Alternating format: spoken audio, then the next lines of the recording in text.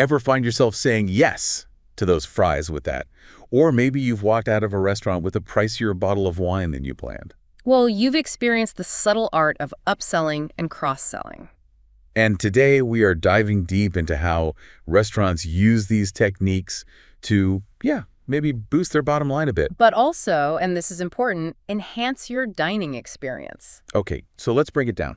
What exactly is upselling and cross-selling? Upselling is all about encouraging you to, level up within the same category. Okay, so give me an example. Imagine you're about to order let's say, a house Cabernet. Okay, standard stuff. Right. Upselling would be suggesting a fantastic, maybe local vintage instead. Something a bit more, special. So same category, just a step up in experience and price, I'm guessing. Perhaps. Now, cross-selling, that's all about those tempting additions. Hit me with it.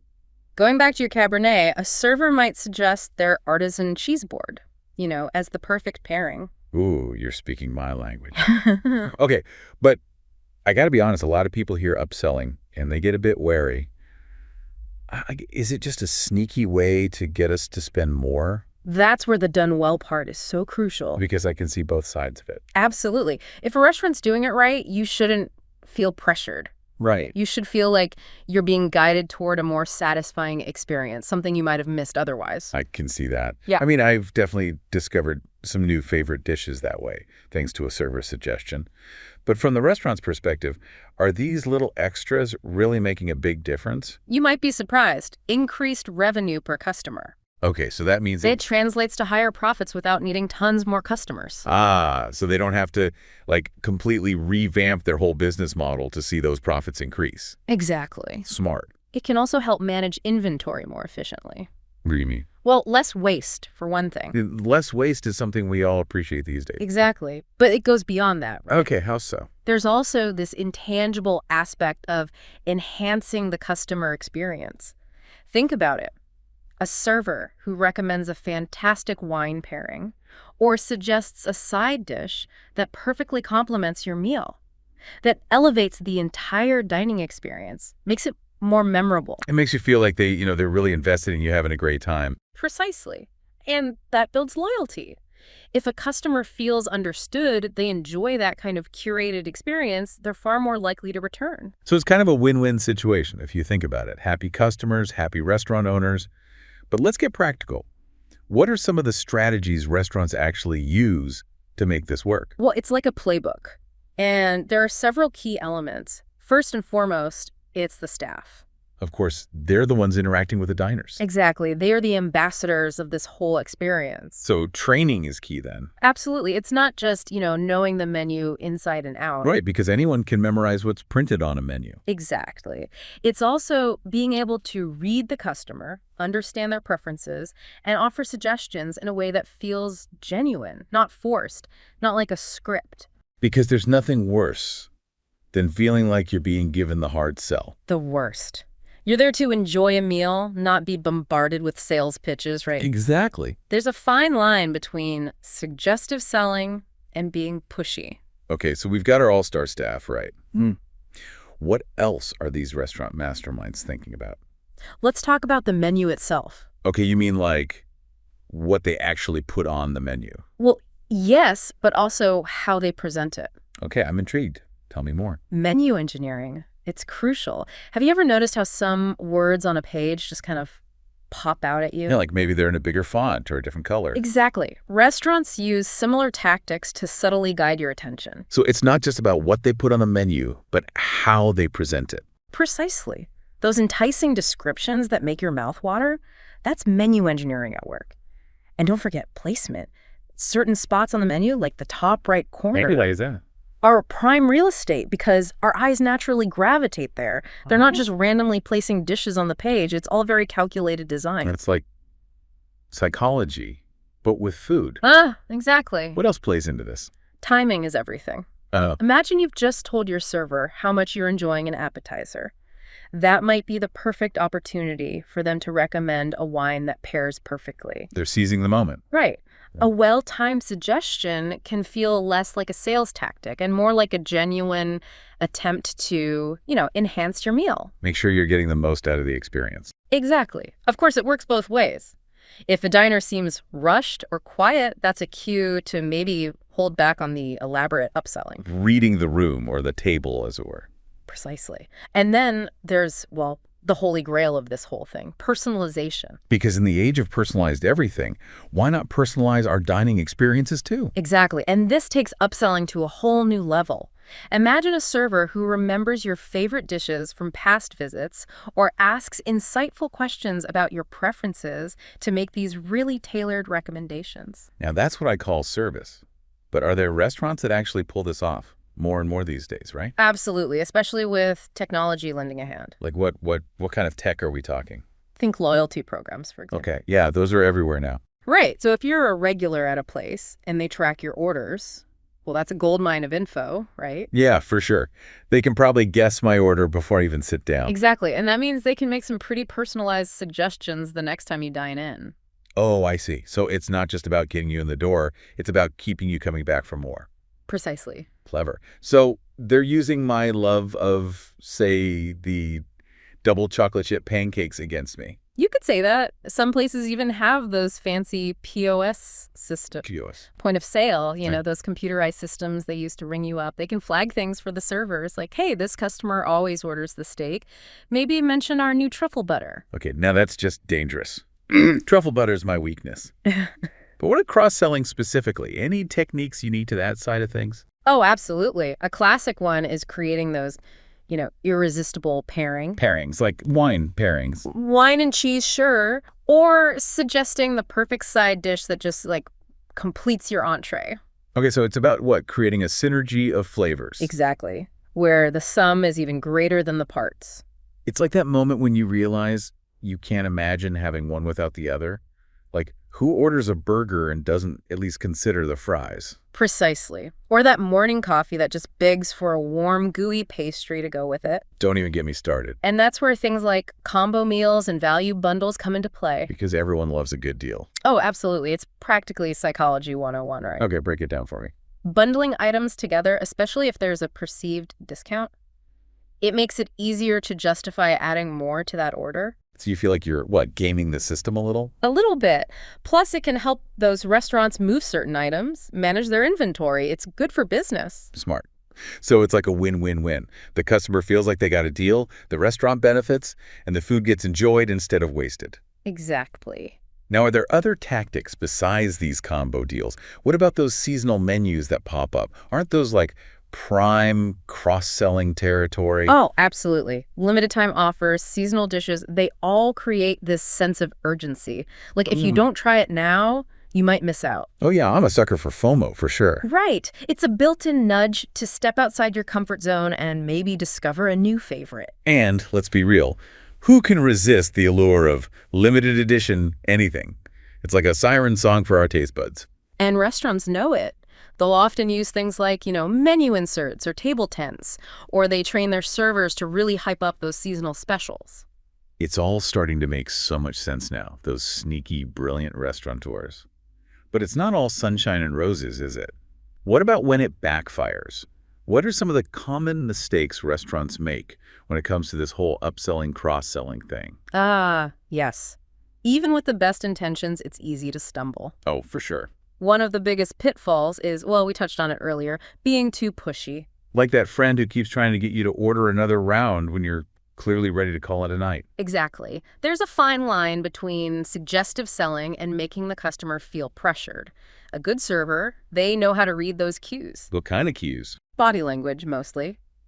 If someone's giving short answers, avoiding eye contact, seems generally disinterested. That's a clear sign to back off. Because nobody wants to feel like they're being cornered into ordering something they don't want. It leaves a bad taste in your mouth. Pun intended. Exactly. The goal is to enhance the experience, not detract from it. Another mistake is, well, missing the mark on those recommendations. Okay, you mean like suggesting a super spicy dish when someone's mentioned they have a sensitive stomach? Exactly. It's about listening to those cues, right? Remembering those preferences and making suggestions that genuinely make sense for that particular diner. Otherwise, it just feels impersonal, pointless even. Like they're not even trying. Right. And of course, even with the best strategies in place, none of it works if the staff isn't properly trained. Right, because even the most enticing description of, like, A truffle oil aioli can fall flat if the server delivers it with the enthusiasm of a deflated souffle. Precisely. It's about investing in your team. Give them the knowledge, the tools, and the confidence to really own those upselling and cross-selling moments. So it's not just about teaching them what to say, but how to say it, when to say it, and who to say it to. It's a delicate dance, this whole upselling game. It really is. Okay, so let's get down to some real-world examples, shall we? Let's do it. We've talked about the strategies, but I want to hear how this actually plays out. We've got case studies galore. Ooh, I love a good case study. Hit me with it. Some shining examples of success. And maybe a few cautionary tales, too. Lay it on me, successes and slip-ups. Okay, let's start with a classic, an upscale steakhouse that wanted to boost their wine sales. Bold move, considering most people associate steakhouses with, well, steak. Right. But they saw an opportunity. They invested heavily in training their staff to become, well, true wine connoisseurs. So they basically turned their staff into walking, talking wine encyclopedias. Pretty much. They knew their stuff. Able to recommend the perfect pairing for every cut of meat. Okay, that's impressive. But did it actually work? It paid off big time. Not only did their wine sales skyrocket, but customer satisfaction soared. Diners felt pampered, cared for, like they were getting a truly elevated dining experience. It's proof that knowledge really is power, especially when it comes to pairing a bold Cabernet with a juicy ribeye. But what about a more casual setting? Surely those fine dining tactics wouldn't fly in a place like, say, a pizza chain, right? Actually, even pizza chains are getting in on the action, but in a slightly different way. One particular chain decided to revamp their online ordering system. Remember those interactive menus we talked about? Oh, right, the ones that feel like they're reading your mind and your appetite. Exactly. They strategically place suggestions for add-ons throughout the ordering process. So as you're adding a pizza to your cart boom, a pop-up appears suggesting a side of garlic knots or a refreshing beverage. It's like they're saying, hey, you're already this far. Why not go all out and treat yourself? Precisely. And it worked like a charm. Their average order value increased significantly, with minimal effort from the staff, I might add. It's amazing what a few well-placed digital nudges can do. But it can't all be smooth sailing, right? You mentioned some cautionary tales. Unfortunately, yes. Let's talk about this fine dining restaurant that got a little too ambitious with their upselling. Oh no, did they try to upsell someone from a Caesar salad to a whole roasted duck? And not quite that extreme, but close. They encouraged their servers to, well, upsell at every single opportunity. Didn't matter if the customer seemed content with their order, the staff was relentless in pushing those higher-priced items. Oh, I can already see where this is going. It wasn't pretty. Customers felt pressured, bombarded, and ultimately like their dining experience was being sacrificed for the sake of bigger profit margins. It's a classic case of too much of a good thing, you know? Exactly, and the consequences were significant. Negative reviews started popping up, word of mouth spread. Their once sterling reputation took a hit. It's a good reminder that customer experience should always come first. Absolutely. And to illustrate that point even further, let's talk about this fast food chain that got a little too, shall we say, tech-happy. Oh no, not another case of the overzealous ordering system. This one's a doozy. They implemented this incredibly complex system, bombarded customers with cross-selling options at every single step. Okay, like what? Like, want to add a drink? Sure, but first, choose from our 15 different sizes and flavors. Want to customize your burger? Be prepared to navigate a digital labyrinth of toppings and sauces. It sounds like my worst nightmare. I just want a burger, not a degree in digital ordering. Right. It was information overload. Customers were overwhelmed. Orders were abandoned. Complaints flooded in. The chain actually had to scale back on all those digital bells and whistles. It's a cautionary tale about finding that balance, I think, between like innovation and user-friendliness. Precisely. Technology can be this incredible tool, right? But it shouldn't come at the expense of the customer experience. So it seems like the key takeaway here is that upselling and cross-selling, they're powerful tools, but they need to be wielded with care, you know? Exactly. It's all about finding that sweet spot where the customer feels understood, valued, and ultimately excited about their dining experience. And that's what we'll explore further as we move into, well, the future of dining. What's next for restaurants and us hungry diners? So we're stepping into the future. What does dining look like down the road? What trends are shaping how we'll order and eat? Well, we're seeing a really fascinating trend emerge, this fusion of technology and ethics. You could call it conscious upselling. Conscious upselling, huh? Yeah. So are we talking about like Servers and Birkenstocks offering locally sourced everything? Not quite, though sustainability is definitely a big part of it. Okay, so how does it actually work? Imagine, menus that highlight dishes made with those locally sourced ingredients or maybe dishes with a lower carbon footprint. Got it. But they're not hitting you over the head with it. Right. Or they might subtly promote these options as, those little upsells appealing to the environmentally conscious diner. Subtly making you feel good about your choices. Yeah. I like it. What else? We're also seeing restaurants get creative with cross-selling as a way to, minimize food waste. Okay, now that's something I can really get behind. Give me an example. Let's say a restaurant has, a surplus of, let's say, a certain ingredient. They might create a special or a combo meal featuring that ingredient, encouraging people to try it, and bam, they're reducing waste at the same time. Turning potential food waste into a delicious special. Genius. Right. But we can't talk about the future of dining without talking about AI, right? It's everywhere these days, so naturally it's making its way onto our plates too. Absolutely. But what does that actually look like? Robot servers. Not quite robots yet. Okay, good. I'm not sure I'm ready for that. But imagine, your digital menu. Which, let's be real, more and more restaurants are going digital these days. Exactly. So you're looking at this digital menu, and it's actually a personalized recommendation engine. Whoa. Right. It knows your dietary needs, your past orders, even your favorite flavor profiles. Yeah.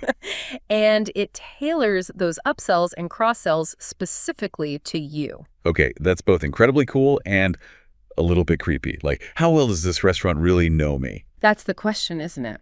But it goes even further than that. Okay, I'm listening. Think augmented reality. Wait, like Pokemon Go, but for food? Kind of. Imagine this. You're looking at a menu on your phone, right? But then through this augmented reality, you can actually see a 3D model of the dish, like right on your plate, like a hologram. Okay, that's actually really cool. You could see the portion size, how it's plated. Exactly. It takes the guesswork out of ordering. I'd be way more likely to try new things if I could see them like that. And that makes upselling even more enticing. Okay, so what else is on the digital menu of the future? Mobile app integration. Because we all need another notification, right? Hear me out. Imagine this. You walk into your favorite restaurant. Okay. You're looking at the menu. Maybe you're even deciding between two dishes. I'm already hungry. And then, buzz, your phone goes off. It's the restaurant's app, and it's just sent you a personalized offer. Oh, no. See, this is what I'm talking about. But it's not just any offer. It's based on your past orders and your preferences. Okay. Maybe it's like a discount on your favorite appetizer, or maybe it's a heads up that they're featuring your go-to wine that night. All right. You've convinced me. I'll allow that notification. See? It's about those well-timed, personalized touches that enhance the experience instead of, distracting from it. I can get behind that. And then finally, there's this growing trend I'm really excited about. Upselling with a focus on health and wellness. So is this where I finally get my kale and kombucha recommendations? Maybe.